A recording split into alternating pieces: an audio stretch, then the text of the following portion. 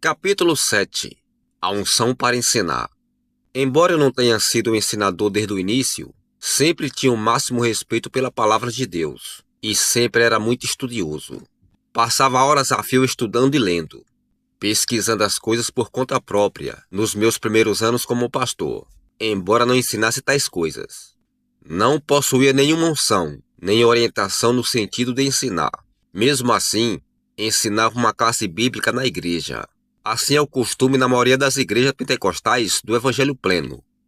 Criticam os membros das igrejas tradicionais pela sua formalidade e ritualismo. Mas os pentecostais também estão amarrados com seus costumes e estão dispostos a lutar pelos seus costumes. Todas as coisas desse tipo são ruins.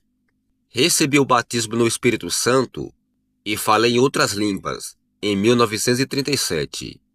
E em 1939, conforme falo com senso de humor, recebi o pé esquerdo da comunhão dentre os batistas e passei para os pentecostais.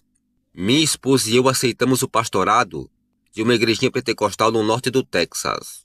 Os membros disseram: nosso costume é que o pastor ensine a classe bíblica dos homens e a esposa ensina a classe bíblica das mulheres mais idosas. Então respondi: simplesmente mudei o costume.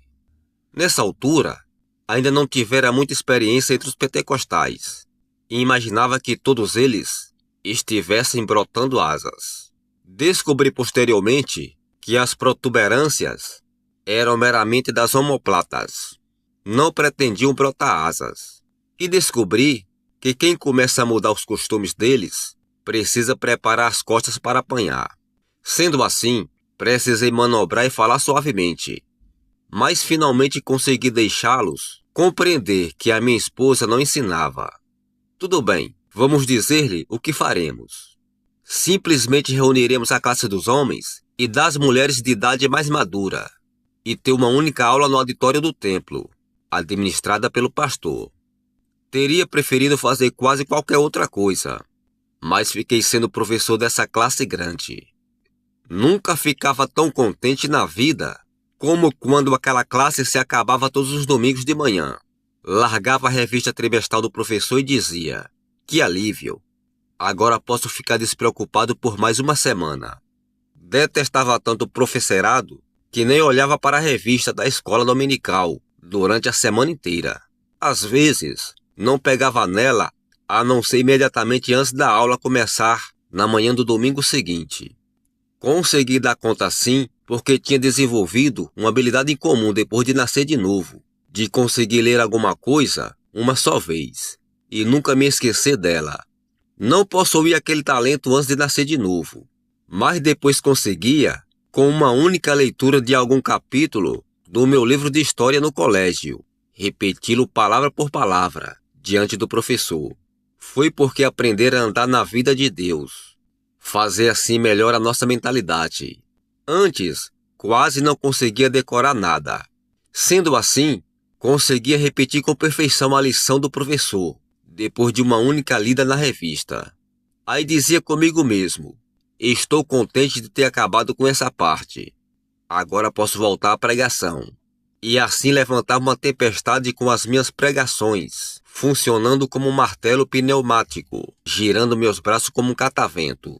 Achava que eu não estava pregando, a não ser que fizesse assim. Eu era pregador e amava sê-lo. Gostava mais de pregar do que me alimentar. Preguei durante 9 anos. Só tinha mensagem evangelística. Nunca pregava outra coisa. Nem sequer tinha outra coisa para pregar.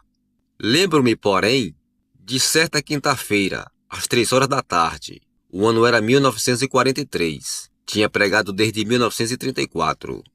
Estivera deitado. Depois atravessei a sala da casa pastoral e entrei na cozinha para beber água. Enquanto atravessava a sala de novo e estava bem no centro dela, algo caiu sobre mim e para dentro de mim. Desceu dentro de mim como um clique, como quando a ficha telefônica é recebida no orelhão. Fiquei totalmente imóvel. Sabia do que se tratava. Era um dom de ensino. A unção para ensinar caíra para dentro de mim. Falei: agora sei ensinar. Quando recebo algum dom da parte de Deus, ponham a prova em primeiro lugar e encorajo você a fazer o mesmo. Comprove aquilo que você recebeu da parte de Deus e só depois poderá falar a respeito. Mas se nunca é comprovado, proclamá-lo não fará dele uma realidade. Não fale uma palavra sequer a respeito de unção para ensinar.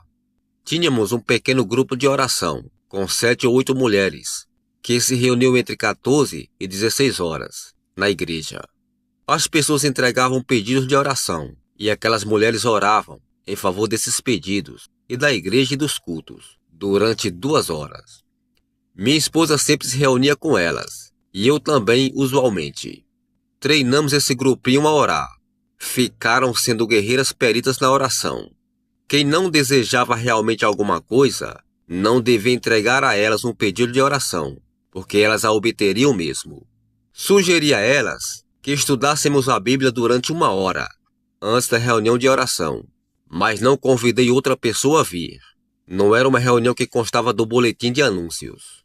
Comecei a ensinar aquelas 7 ou 8 mulheres, e a unção vinha sobre mim.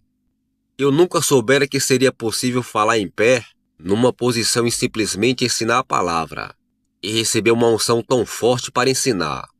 Pensava que o certo seria gritar a pleno pulmões, girar os braços como catavento, e proferir as palavras com veemência, como na pregação.